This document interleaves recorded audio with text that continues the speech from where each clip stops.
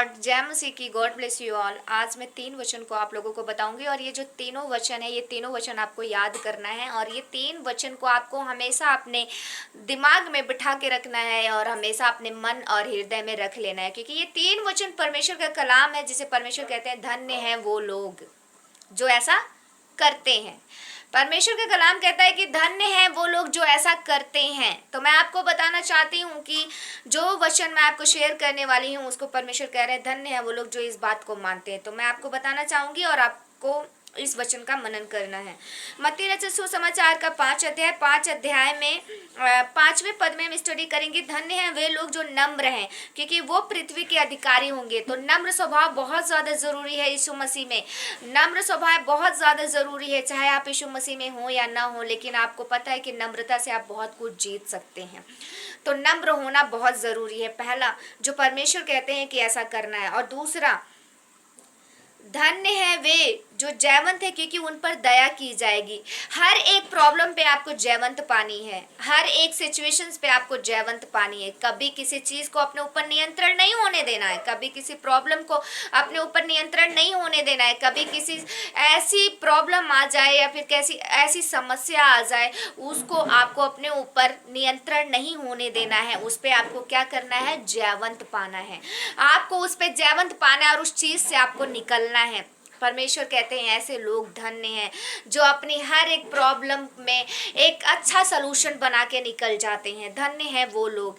लेकिन अब किसी भी प्रॉब्लम का सलूशन ऐसे मत निकालने लगेगा कि लड़ाई झगड़ा मार काट से रास्ते साफ करके प्रॉब्लम का सलूशन निकाले। ऐसा नहीं करना है। धन्य है वो लोग, पहले परमेश्वर ने बता दिया, जो नम्र हैं, और दूसरा धन्य है वो लोग जो जयवंत हुए हैं। अब मैं तीसरा आपको बताना चाहती हूँ कि धन्य है वे जिनके मन शुद्ध हैं, क्योंकि वो परमेश्वर को देखेंगे। मेरे प्रियो, मैं आपको बताना चाहती हूँ कि अगर आपका मन शुद्ध है, मन शुद्ध का क्या मतलब है मैं आप लोगों को बताऊं कि मन शुद्ध होने का क्या मतलब है। मन शुद्ध होने का मतलब यह है कि आपके मन में किसी भी तरीके की कोई गंदगी नहीं है। अगर गंदगी की बात करें तो आपको लग रहा होगा कि गंदे विचार, गंदी सोच, गंदी फिल्में, गंदी ये, तो मैं आपको बताना चाहती हूँ इससे तो गंदा है ही, लेकिन मैं कुछ और बताना चाहती हूँ। जलन, कुड़न, बुराई, गाली और नफरत, लालच और व्यभिचार, सब ये सारी चीज़ें, अभिलाषा, ये सारी चीज़ें आपके मन को अशुद्ध करती है। तो इन सारी चीज़ों से आपके दूर नहीं, ये सब आपके मन को अशुद्ध करता है। इन सारी चीज़ों से आपको दूर रहना है, बचना है, इस पर जयवंत पाना है, इसको हराना है, अपनी ज़िंदगी से इसको गिराना है।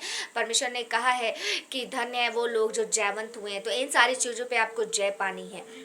और फिर आगे के वचन में परमेश्वर कहते हैं धन्य हैं वे जो मेल कराने वाले हैं, क्योंकि वो परमेश्वर के पुत्र कहलाएंगे। तो परमेश्वर का प्रिय वचन ये कहता है कि धन्य है वो लोग जो मेल मिलाप कराने वाले हैं। एग्जाम्पल के तौर पे मैं आपको बता रही हूँ कि 2 बहनों की लड़ाई हो जाए, तीसरी बहन क्या करेगी? थोड़ा सा उसमें घी डाल देगी। 2 भाई की लड़ाई हो जाए, तीसरा भाई क्या करेगा? उसमें थोड़ा सा घी डाल देगा। आग लगी है, घी डाल दो। तो ये परमेश्वर की ओर से नहीं है। आप जांचिए अपने आप को कि आप किसकी ओर से हैं। आप क्या कर रहे हैं? क्या आप परमेश्वर का काम कर रहे हैं? क्या आप यीशु मसीह का काम कर रहे हैं? अगर आप यीशु मसीह का काम नहीं कर रहे हैं तो ऐसा करना छोड़ दीजिए, क्योंकि जो मेल मिलाप कराने वाले होते हैं वही परमेश्वर के पुत्र कहलाएंगे। जो मेल मिलाप कराने वाले नहीं हैं वो परमेश्वर के पुत्र नहीं कहलाएंगे। तो हमेशा अगर ये रिश्ता टूट रहा है तो उसको जोड़ने की कोशिश करिए। इसको घी डाल डाल के ऐसे अलग न करिए, जोड़ने की कोशिश करिए, क्योंकि परमेश्वर का वचन कहता है कि धन्य है वो लोग जो मेल मिलाप कराते हैं। तो परमेश्वर का ये एक काम है, परमेश्वर का ये एक कैरेक्टर है जो आपको अपने अंदर रखना है, और इस कैरेक्टर को आपको अपने ऊपर लाना ही पड़ेगा। अगर आप परमेश्वर के पीछे चल रहे हैं या यीशु मसीह के पीछे चल रहे हैं, या फिर अगर नहीं चल रहे हैं तो भी लाना पड़ेगा, क्योंकि बिना इसके जीवन सही से नहीं चल पाएगा।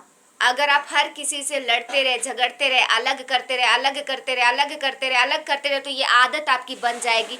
कल को एक ऐसा सिचुएशन आ जाएगा कि आप अपने एकदम गहरे इंसान से भी वो अलग हो जाएंगे, क्योंकि वो आदत, वो हैबिट आप में बनी हुई है।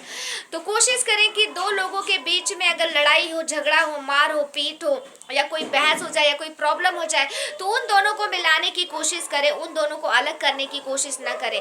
और क्यों ऐसा क्यों करना है? क्योंकि ऐसा करने से हम परमेश्वर के पुत्र कहलाएंगे। मेरे प्रियो, मैं बताना चाहती हूँ ये गर्लफ्रेंड बॉयफ्रेंड का केस नहीं है कि गर्लफ्रेंड बॉयफ्रेंड दूर हो जाए तो उन्हें एक करना है। मैं क्या बता रही हूँ परमेश्वर के वचन से, परमेश्वर के वचन से मैं ये बता रही हूँ कि धर्म के काम, कौन से काम? धर्म के काम। धर्म के काम में आपको मेल मिलाप कराना है, ठीक है?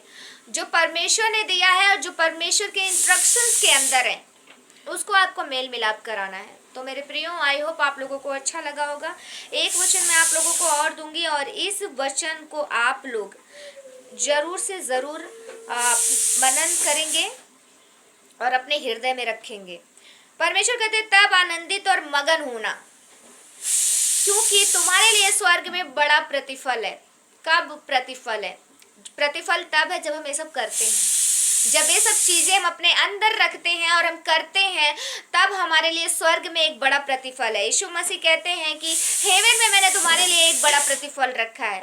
आप यीशु मसीह के पीछे चल के क्या करेंगे कि अगर आप मेल मिलाप कराने वाले नहीं हैं, यीशु मसीह के पीछे चल के आप क्या करेंगे? मन के दीन नहीं है। यीशु मसीह के पीछे आप चल के क्या करेंगे अगर आपका मन शुद्ध नहीं है? स्वर्ग के राज्य में आपके लिए प्रतिफल नहीं होगा। स्वर्ग के राज्य में प्रतिफल होने के लिए परमेश्वर के सारे इंस्ट्रक्शंस को फॉलो करना पड़ेगा। परमेश्वर के सारे इंस्ट्रक्शंस को फॉलो करिए। कठिन कुछ भी नहीं है, सब आसान है।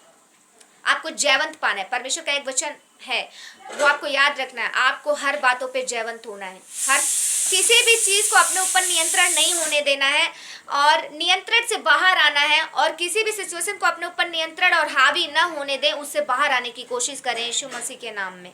मैं धन्यवाद करती हूँ परमेश्वर का कि परमेश्वर ने ऐसा मौका दिया कि मैं आपको समझा पा रही हूँ। और अगर आपको समझा पा रही हूँ तो कमेंट करके ज़रूर बताइएगा। और अगर सच में परमेश्वर के कलाम से आप लोगों को कुछ समझ आ रहा है तो कमेंट में ज़रूर बताइएगा, तो मैं आगे आप लोगों की हेल्प करूँगी।